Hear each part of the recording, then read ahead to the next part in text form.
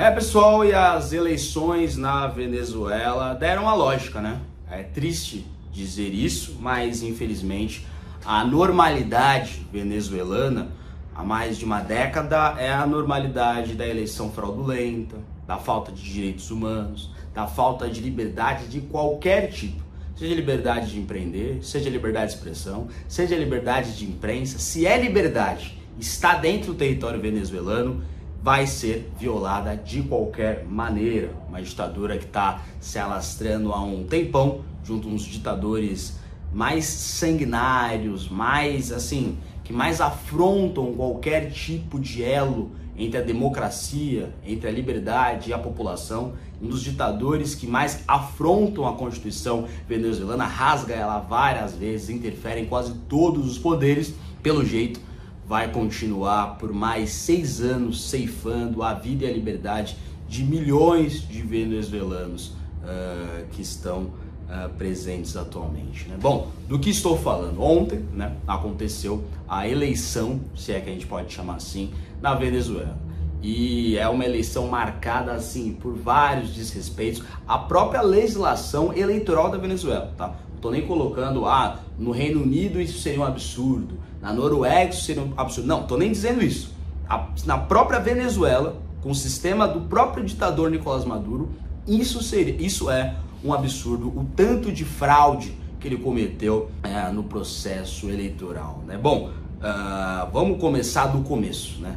Há alguns dias, quando estava na iminência de descobrir quem seria o candidato da oposição ao Maduro, né, o Edmundo González, o Nicolás Maduro falou o seguinte, olha só, falou que Venezuela pode ter banho de sangue caso ele perca as eleições. Olha o nível. Venezuela, en el siglo XXI, depende de nuestra victoria. El 28 de julio.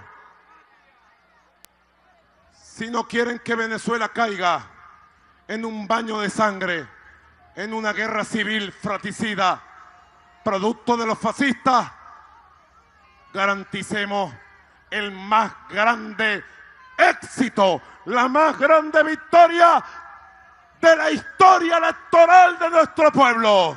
Olha o nível, né? Se vocês não querem que a Venezuela caia em uma guerra civil fratricida, ou seja, a mesma população se matando, que façam vencer o nosso mandato, o nosso nome ali. Se Maduro, deixando claro aqui, se ele não vencesse, ia ter um banho de sangue na Venezuela. Vamos combinar, gente, isso aqui é para ser recriminado por qualquer líder que se preze na política, tá? Dá para ser de esquerda e não gostar de Nicolás Maduro, dá, conheço vários. Agora, quem é de esquerda e ainda passa pano para esse regime, aí não tá com suas convicções democráticas em dia, para dizer o mínimo, tá? Para dizer o mínimo. E aí a eleição chegou. E nessa eleição, o Maduro tinha feito um pacto, queria deixar finalmente observadores internacionais adentrar dentro do território venezuelano para checar se a eleição estava sendo democrática ou não, que seria assim uma demonstração de abertura. Eu sempre duvidei, tá? Eu sempre duvidei. Falei, o Maduro vai fazer isso, mas tinha dado indício de que queria fazer alguma abertura, que queria vencer de uma maneira democrática, né? Dando esses indícios. Só que o que aconteceu no dia 26 de julho, né? Um dia antes da eleição, que foi no dia 28, 2 dias antes da eleição, Venezuela fecha fronteiras antes de eleições. Presidente do Panamá diz que voo com comitiva de observadores foi impedido de entrar no país. Entre os passageiros do avião estavam a ex-presidente panameña Mireya Moscoso e chanceleres de outros países. O governo Maduro decretou bloqueio de fronteiras terrestres, aéreas e marítimas válida até amanhã de segunda-feira, dia 29, um dia depois da eleição. Ou seja, ele fez toda uma balbúrdia, queria permitir que observadores internacionais pudessem checar. Ele tava, vai ter democracia sim, quem quer ver? Alguém quer ver? Quer checar? Galera, beleza, vou aí checar. Aí quando a galera entrou no voo, o que aconteceu? Maduro fechou a fronteira, não pode entrar, olha só, decretou bloqueio de fronteiras terrestres, aéreas e marítimas. Antes de uma eleição, cheiraria mal se fosse em qualquer outro lugar do mundo, cheiraria mal. Fala, o presidente fechou a fronteira, fechou todas as fronteiras aérea, marítima, terrestre. 2 dias antes da eleição, a gente só vai abrir um dia depois para a eleição, proibiu observadores internacionais, presidente de país e chanceler impediu de entrar para ver a eleição. Pô, isso aqui tá cheirando mal. Cheiraria mal em qualquer país. Na Venezuela, não. Na Venezuela, isso dá um recado claro do que vai rolar para lá. O Maduro vai fazer de novo. Maduro vai fazer de novo. Vamos à eleição. Eu tô pegando aqui uns vídeos do canal, do Twitter do Renato Batista. Peço para que vocês sigam o Twitter do Renato Batista, que eu vou usar bastante nesse vídeo. Olha só, urgente. Gangues lideradas por Maduros vão com rifles ameaçar atirar em opositores. Isso aqui é no dia da eleição.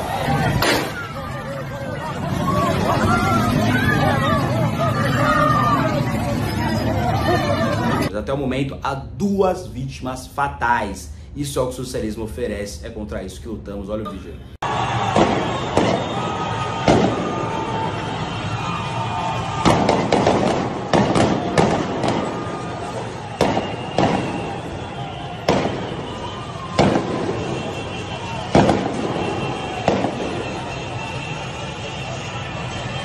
Esse é o nível. Olha lá. Maduro impede a oposição de votar. Nicolás Maduro, ditador da Venezuela, manda seus militares fecharem os colégios em bairros onde a oposição iria vencer. Essa é a ditadura socialista. O socialismo promete liberdade e entrega a escravidão. Olha o nível, numa escola.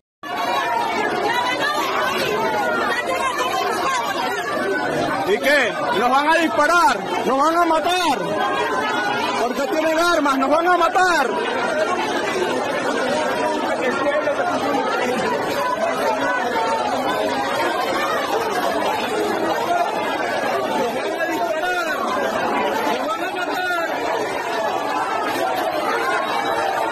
Tem mais, ó, eleições na Venezuela. Após a milícia de Maduro fechar os colégios de votação há mais de 7 horas, eleitores destroem a cerca e exigem que lhes seja permitido votar. Gritam liberdade. Segundo informações, Maduro está fechando os locais onde ele sabe, por pesquisas prévias, que os eleitores darão a vitória a Edmundo González. Olha aí, ó.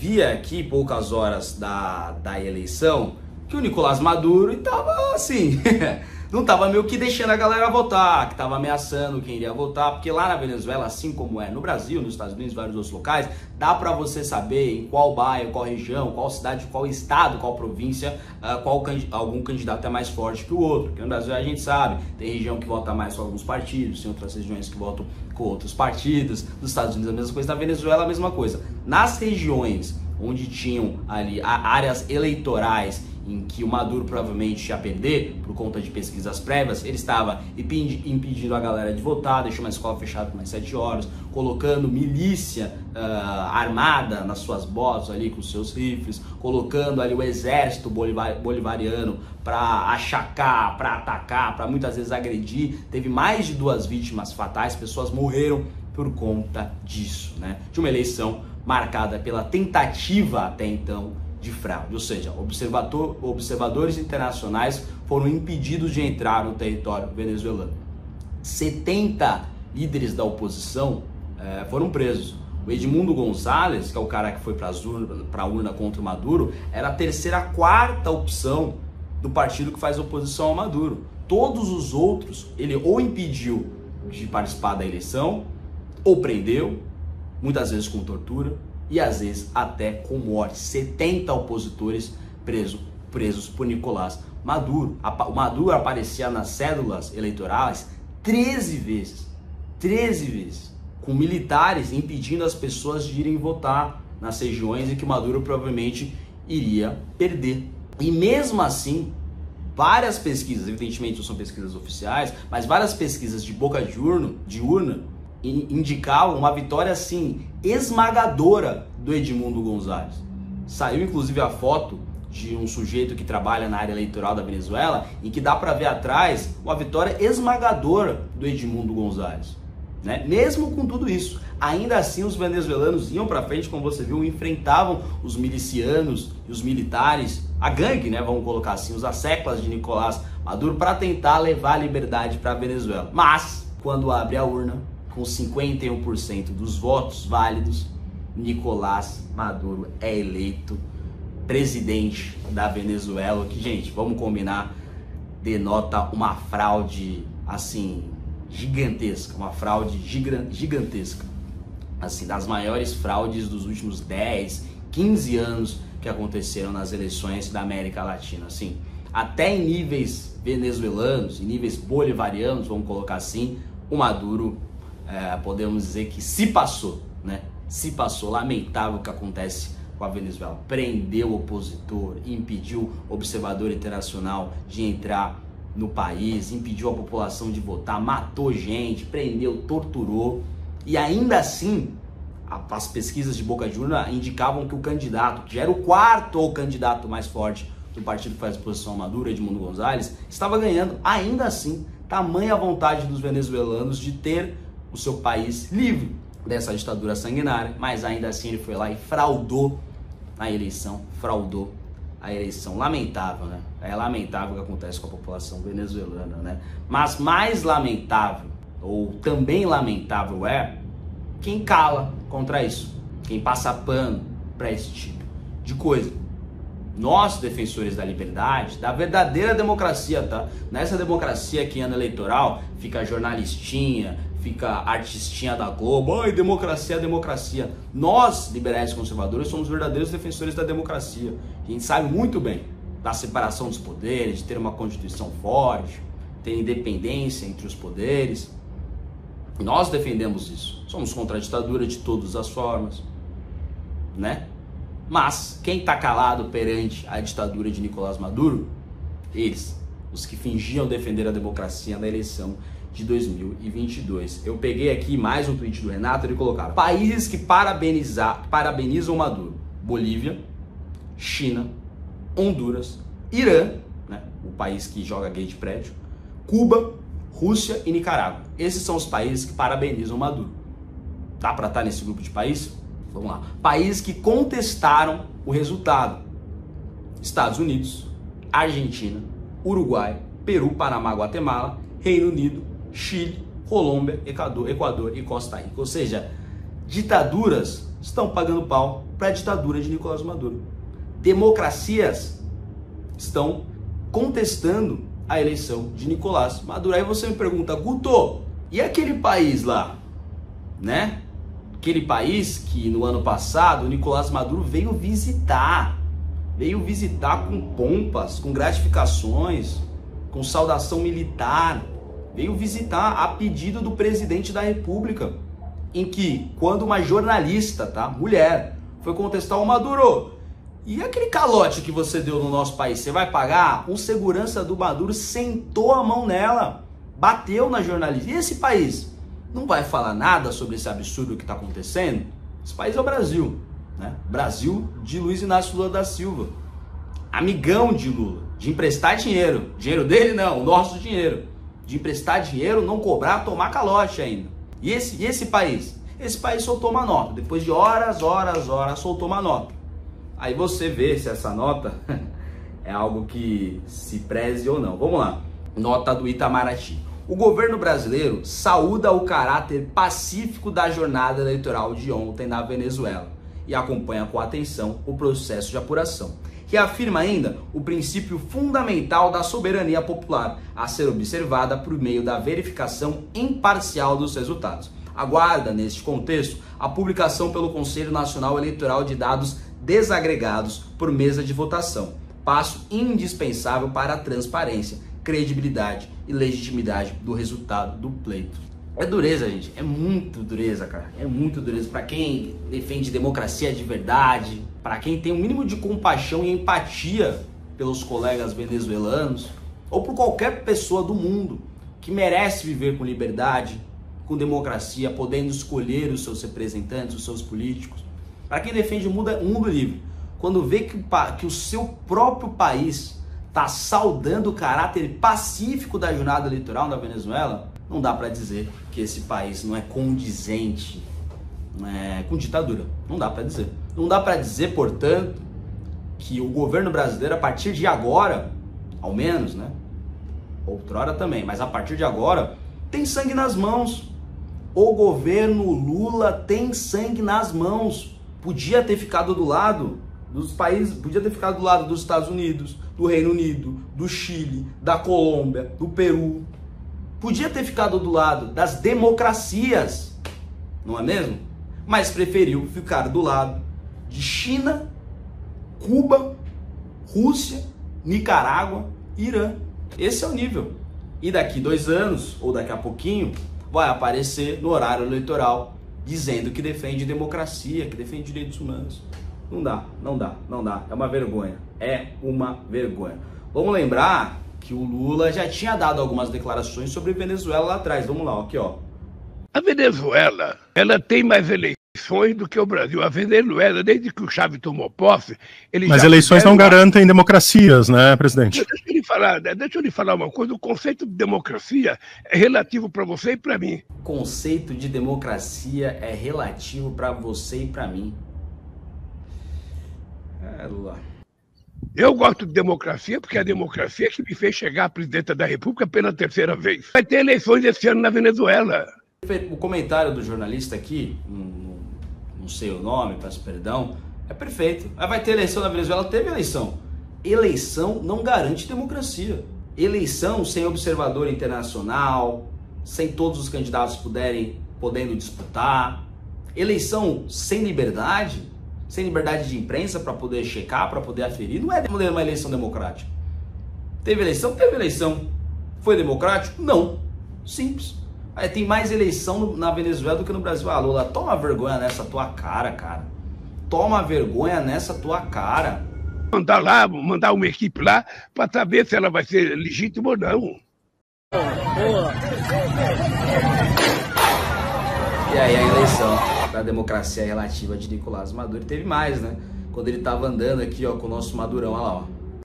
Quantos anos vocês passaram? Quantos anos vocês passaram ouvindo dizer que o Maduro era um homem mau? Muito, sabe? Muito.